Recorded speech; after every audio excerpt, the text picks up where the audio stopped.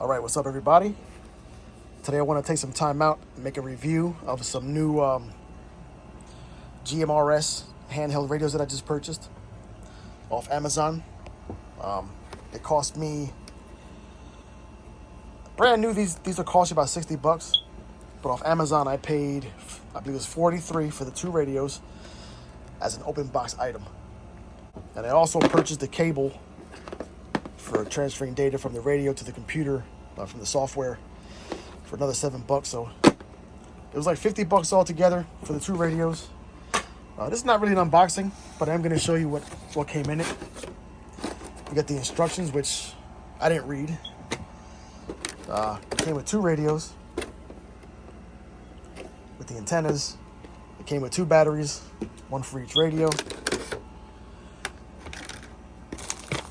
Two of these chargers here. It also came with two earpieces. And this came with the cable that I purchased. It's just a CD with some software to help you download the frequencies and stuff from the computer to your radio. I also wanted to say that before I do the review of this, I'm a newcomer to Gmrs.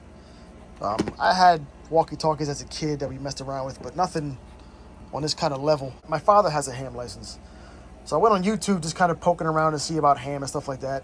I was kind of interested in doing the ham like my dad did. But through those videos I was watching on YouTube, I came across the, I'm pretty sure most of you guys know the Not a Rubicon guy, who talks about the, the UV-5R and the Baofengs, and pretty funny guy. He's the one that kind of inspired me to get into Gmrs. Once the radios came in, it was only a day or two, and I got my Gmrs call sign. I went online and got the license.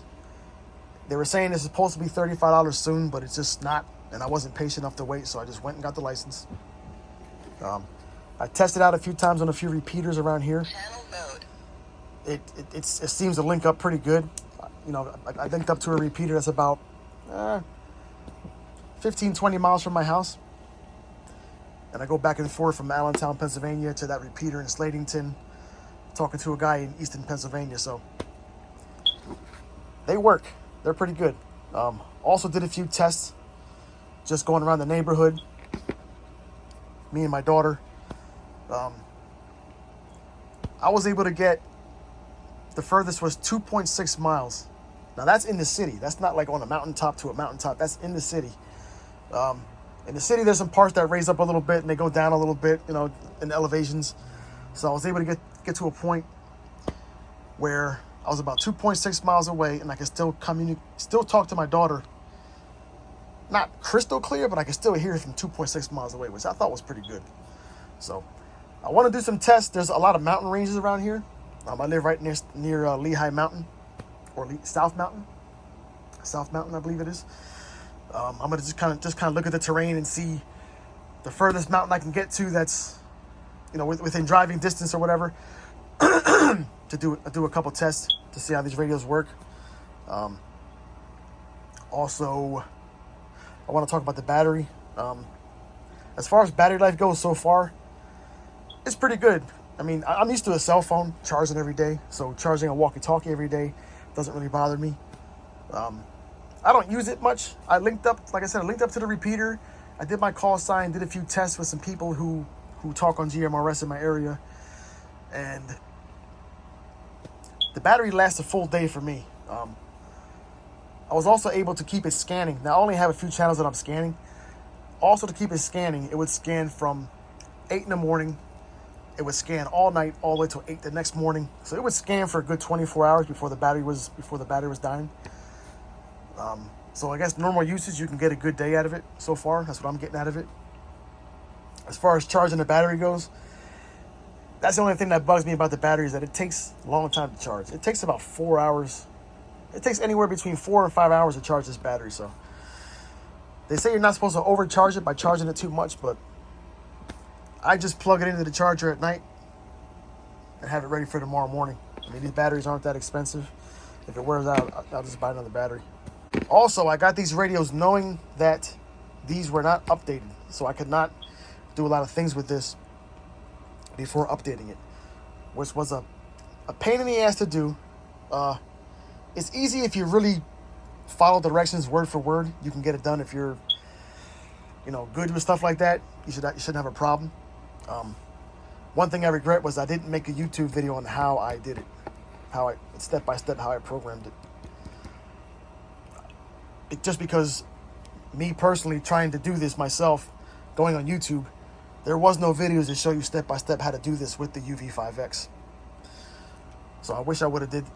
Maybe I'll go back at some point and just kind of check it and just kind of go over how I did it, because it is kind of tricky. But once you get it, once I got the radios on a Monday morning. I believe by Monday night I was ready to go. I had it updated. So it was frustrating a little bit, but I just spent some time with it and I was able to figure it out. Now, as far as the condition of the radio, it was new condition. Everything was wrapped in plastic, so I got it as an open box item, but it was definitely well put. It was well packaged. It wasn't like it was scratched up or anything. Everything was separated as far as the battery goes and the parts. Now, as far as how the radio feels to me, like this radio, it's hard not to look at this, for me anyway, as a newcomer. It looks a little old school. It doesn't feel like a toy. It looks like it when you first get out the box. Watching the videos, I never realized how small this thing actually was until I got it in my hands. It's so tiny. It took me a while just to get over how tiny it was and not feel like I'm walking around with a little kid's toy, you know what I mean? But once you get it on and start playing with it, you realize right away this is not a toy. It's a good piece of equipment, and I like it. I'm happy with it so far. So like I said, I'm going to do some tests as far as range. One of the big reasons why I wanted to get this was not just to talk on GMRS, but I wanted to listen in on some of the frequencies in my area and stuff like that, as far as the fire and the police and stuff, stuff like that. Maybe even getting into listening to some ham repeaters, just to see who's saying what in the neighborhood, But I am a little bit disappointed in that, because I didn't realize after I brought this home and tried to use it. You can see how small this is. I mean, look at my finger. That's my finger. It's almost as big as, my finger's almost as big as this thing, and I don't have big hands. But once I got it, I'm trying to find the police frequencies in where I live, and just to find out that the Allentown police do not broadcast their frequency. It's encrypted, so I couldn't use it. Going online, there's a website called radioreference.com where there's a whole bunch of listings in my area of all these different organizations and companies and factories that are using the networks. But I don't really have an interest to sit here and listen to people at Home Depot, so that really didn't interest me much. Going down the list of all the different frequencies, putting them in the radio, I found most of them didn't even work. They weren't really active at all. So kind of disappointed in my area of stuff to listen to, because most of the stuff didn't work. There was an ambulance service that I heard one night, but they weren't really saying anything interesting that would keep me interested in listening. It was just kind of all technical and coded, so I couldn't really understand what they were saying in the first place. So I was a little disappointed as a newcomer. That kind of turned me down. So my radios do spend a lot of time just sitting and not doing much, because there really isn't a whole lot to do unless you're going to go out and do something with it.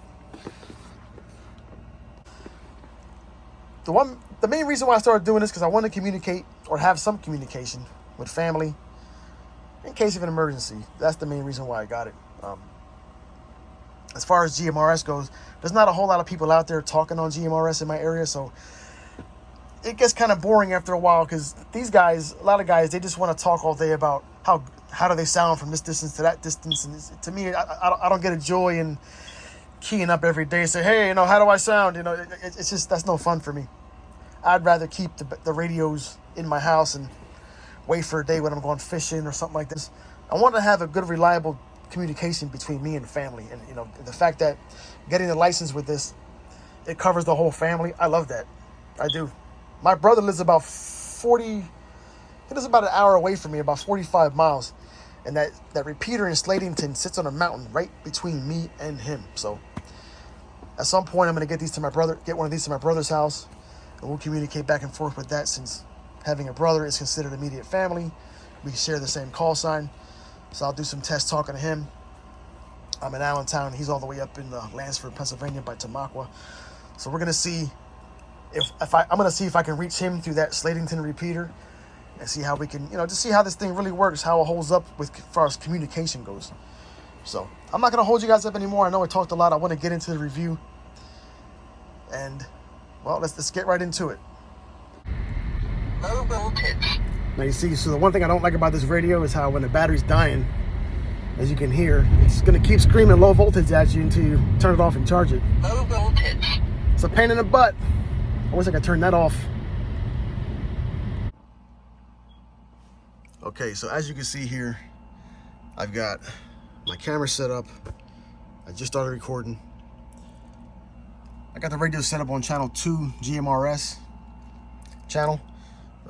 Got my watch here propped up with a nail clipper, just so for the video I have a frame of reference of the time, so I know what part of the video to check for when I'm doing the test. We'll do a little check right here. Check, check, check. Okay, so pretty much I'm gonna go take a ride to a few locations. I got both batteries charged on these radios. One thing I want to note is that I had the stock antennas here. No upgrades to these radios. It's just the raw, what do you call it? The raw version of what this radio is. The radio's inside the house. Realistically, that's where I'd be most of the time, inside the house. So I want to take the test from me being outside and one radio inside the house. So I'm gonna head out and we'll start the test. I want to mention that while I'm doing these tests, I'm going to be editing out my call sign, just because there are some weirdos out there. Not that I'm anybody famous or popular, but just so you know, if you don't know, once you get your GMRS license, you're put into a database. So if you go to mygmrs.com and type in your call sign, or anybody's call sign for that matter, your name and your address pop up on that list. So it's one of those things where there are some weirdos out there. So if you're uncomfortable with your information, some of your basic information being out there, you might not want to get your license. That's something that I didn't know, and I was a little weird about when I first seen my information on the website. I was kind of, I didn't like it at all, really. I'm used to it now. It kind of forces you to be, behave. It kind of forces you to behave on the radio. If you want to be out there causing trouble and somebody does get a hold of your call sign, they can find you. It's as simple as that. You got to maintain some sort of professionalism, or you got to be a nice guy on the radio. Don't piss anybody off, because they'll come find you. Okay, so the first test I want to do, I'm at 0.4 miles from my house. The elevation went up a little bit, then slightly down. Not too far down. I think I can still get it from here, so I'm gonna give it a try. It's a range test at 0.4 miles from home. Check, check, check. It's a range test. 4 miles from home. Check, check. Like I said, the elevation here where I'm at, I kind of had to go up the hill a little bit, just for one block, then it levels out. I came down one block and the elevation came down just a little bit. So I'm thinking I should be able to get it. I'm gonna go back down the road a little further here, and I should be at 3/4 of a mile at the top of this hill once I cross this bridge, and we'll see what kind of reception I get from up there.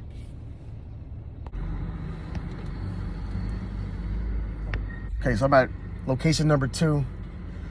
I'm exactly 0.7 miles from the house. I guess that's a little over 3/4 of a mile.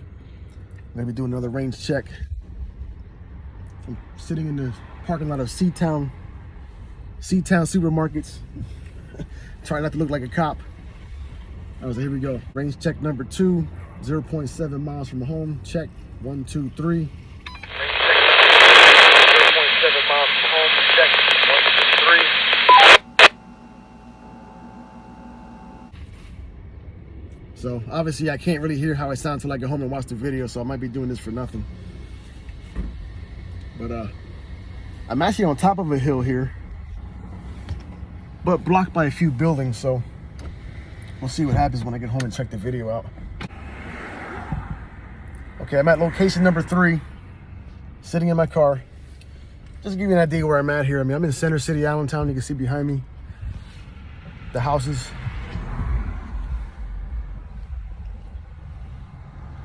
So I'm out here trying my best not to look like a cop, basically. But I'm at exactly 1 mile from the house.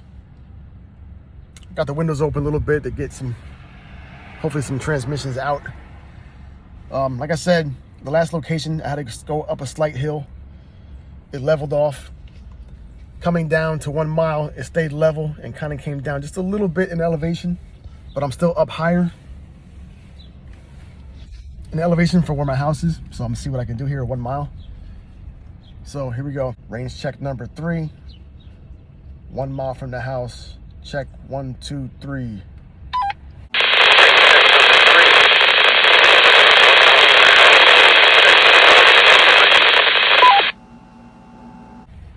So I'll get home and check that video, and we'll see what that sounds like.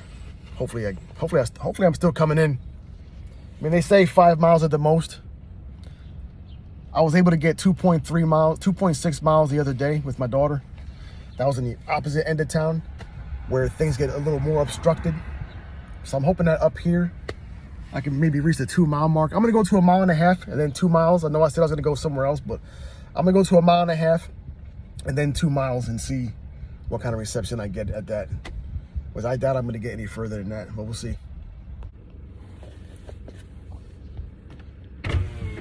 All right, so I'm 1.5 miles from the house.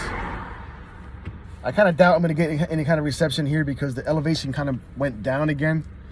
So there's a big hump and trees getting back to my house. But we're gonna try it here anyway, just to see. 1.5 miles. This is range check number 4. 1.5 miles from the house. Check 1, 2, 3.